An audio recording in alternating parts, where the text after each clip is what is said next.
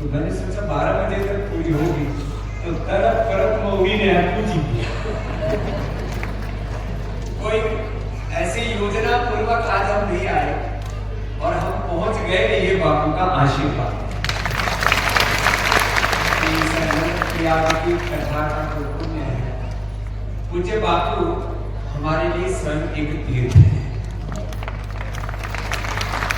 वो हमारे लिए धर्म के, सनातन के, ऋषि चेतना के, भगवान राम के, कृष्ण के, हनुमान के, शिव के, हमारे सारी दैवी शक्तियों के विग्रहवान के साक्षात प्रतिमान है, उनके साक्षात विग्रह वाले रूप है पूज्य बापू है। उनका आशीष, उनका अनुग्रह हमें प्राप्त है।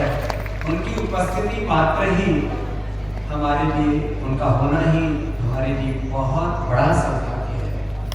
और ये कथा कई मायनों में महत्वपूर्ण है। देव प्रयाग के बाद, जैसे प्रयाग हिमालय की पूरी देवभूमि है, इसके तो कण में देव है। और इस देवतुल्य भूमि पर आप सब देवतुल्य सभी सात्विक आत्मा, और उसमें भी बहुत बड़े बड़े लोग इस हिमालय पे इतने बड़े सोफे भी आ सकते हैं, मुझे बापू की कथा में आ सकते हैं। जितने आप में उनसे ज्यादा भारी भरकम सोफे, और इधर बाई तरफ भी ऐसी हमारी श्रद्धा आते हैं। और ये तो हमारे पहाड़ की मैंने बड़ी शोभायमान होती है। आपके नृत्य की बापू प्रशंसा कर रहे थे, तब मैं वहां हरिद्वार में कथा सबके वहां से चला। और आप सबकी इस पावन उपस्थिति में हमारे तो कुछ करवाना नहीं है, तो मुझे कुछ कहना नहीं था। मैंने सोचा क्या बोलूं आज, बापू बोलेंगे, बोलना है तो चलो एक भजन गाएंगे। आपके चरणों में राह मिली मंजिल मुझे, आपके चरणों में राह मिली मंजिल मुझे, पंथ ऋषियों का मन गई मंजिल मुझे, पंथ ऋषियों का मिल गई मंजिल मुझे, आपके चरणों में आकर करुणा मुदिता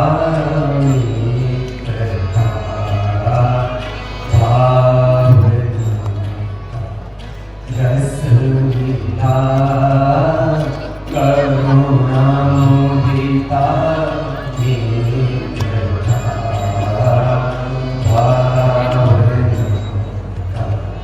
रस मिला, सब तरफ दिखने लगा, सब तरफ दिखने लगा, भागवत जलवा तेरा सब तरफ दिखने लगा, भागवत जलवा तेरा, भागवत कृपा का मिल गया संबल मुझे,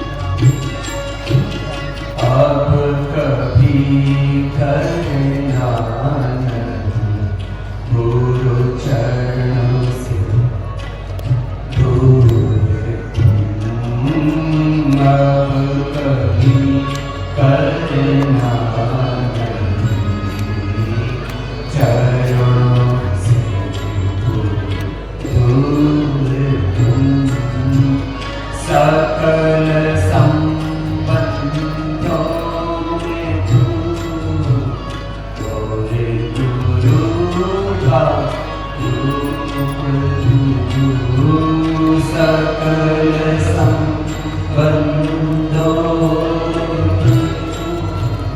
और गुरु का रूप तेरा बन सकूं तू बना कर मुझे तेरा बन सकूं तू बना मुझे आपके चरणों में आकर हाल कैसा काज हो आप तो नहीं हाल कैसा काज हो आप तो नहीं और कभी अज्ञान के झूलों नहीं और कभी अज्ञान के झूलों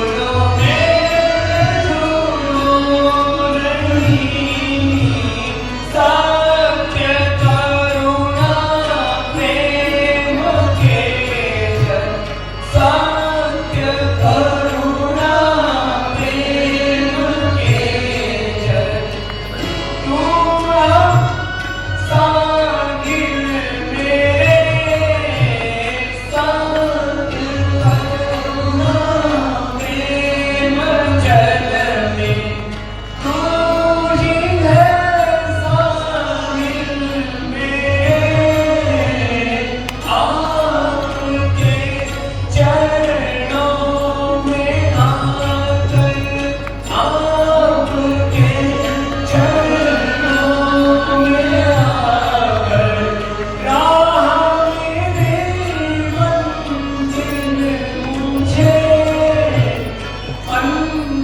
अंतरिक्षियों का मिला मिल गई दृष्टि मुझे अंतरिक्षियों का मिला मिल गई दृष्टि मुझे आपके चरणों में आकर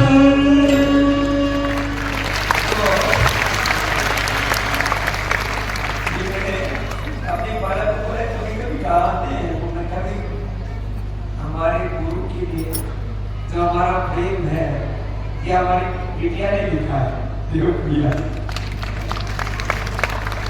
तो देखो हम तो एक ही बात जानते हैं कि हम सौभाग्यशाली है हमारा जन्म भारत भूमि में हुआ और वहां भी पूज्य बापू के कालखंड में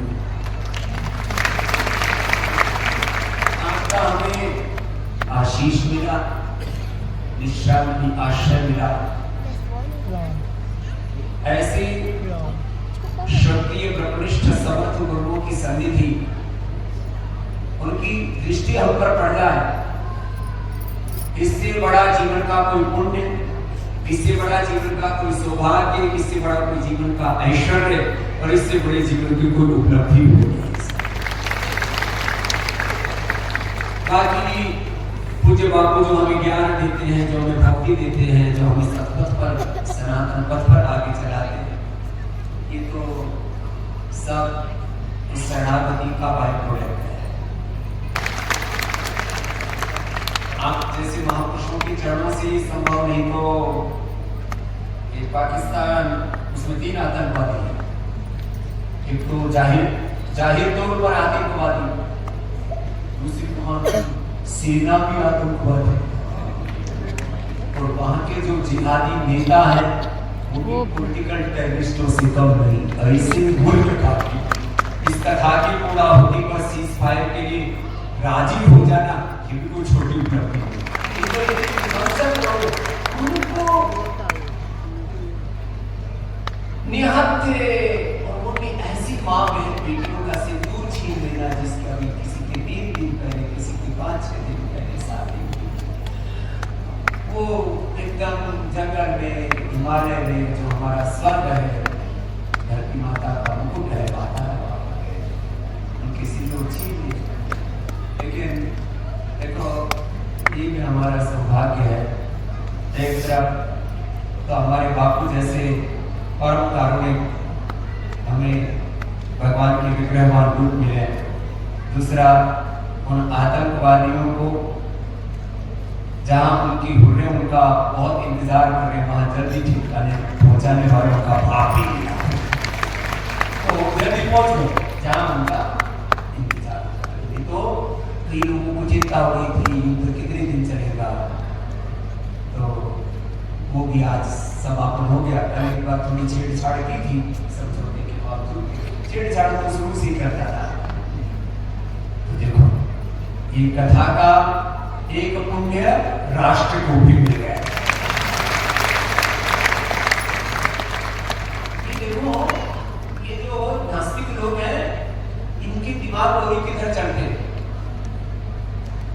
कथा का एक पुण्य होता है, महापुरुषों के प्रार्थना का एक बहुत बड़ा पुण्य होता है, उनके संकल्प का एक बहुत बड़ा पुण्य होता है।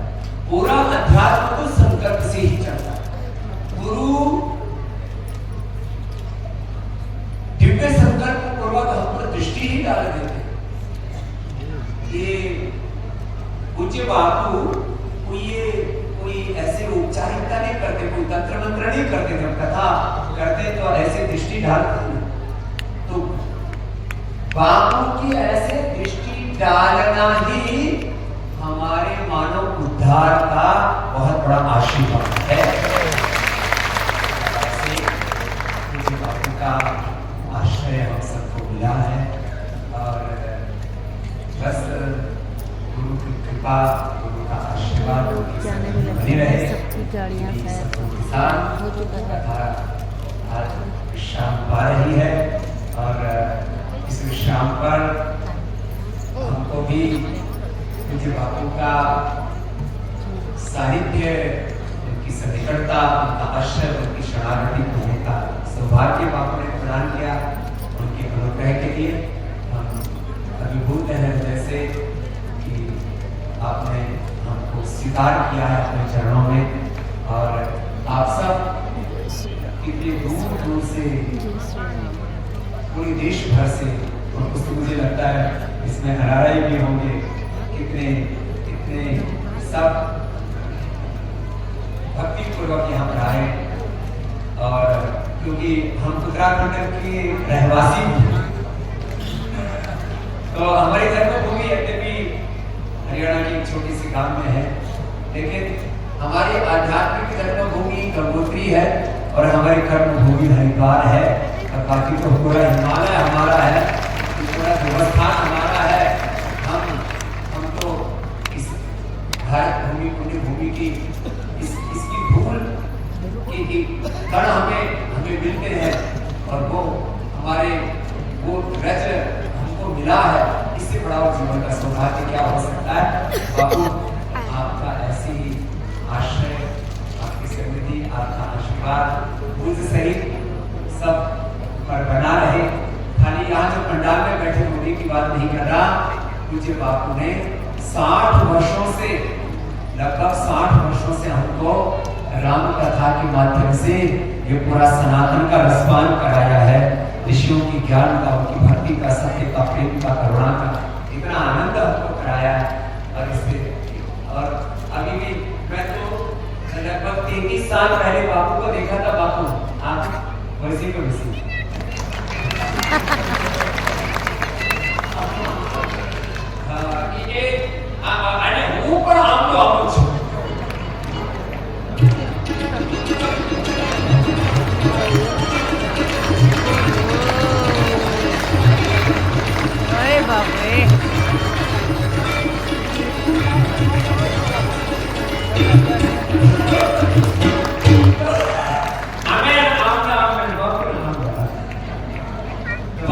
के चरणों में प्रणाम।